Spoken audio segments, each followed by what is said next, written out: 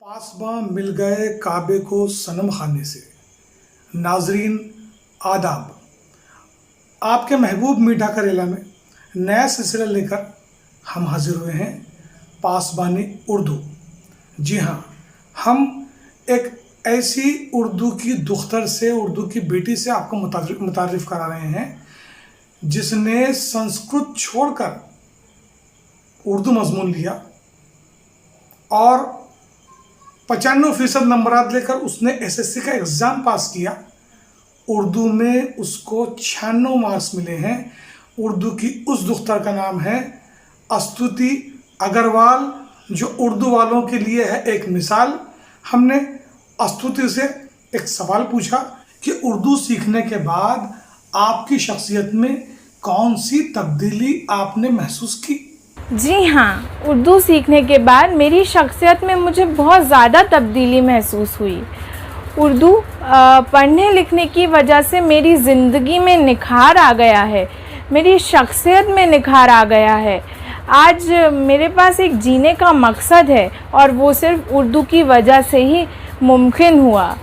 आज मेरे पास इतने सारे रिसाले आते हैं, तमाम अदबी लोगों से मेरा राब्ता होता जा रहा है और उर्दू दुनिया के बहुत से बड़े लोगों से भी मेरे ताल्लुकात कायम हो रहे हैं, जिनमें प्रोफेसर अख्तर उल वासी, प्रोफेसर अनवर पाशा, प्रोफेसर खालिद महमूद, असद रज़ा, सादका नवाब, शफ़क सोपुरी वग़ैरह शामिल हैं।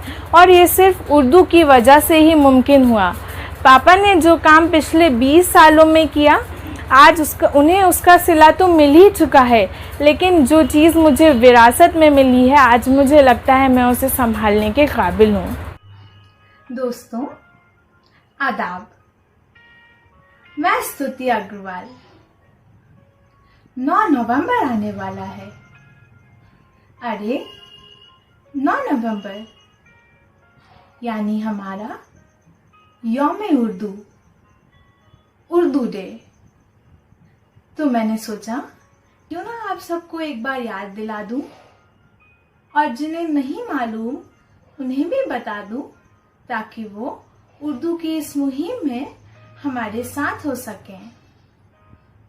आप सब लोग उर्दू डे को अपने सोशल मीडिया के तमाम प्लेटफॉर्म्स यानी फेसबुक, इंस्टाग्राम, ट्विटर और व्हाट्सएप पर ट्रेंड करें।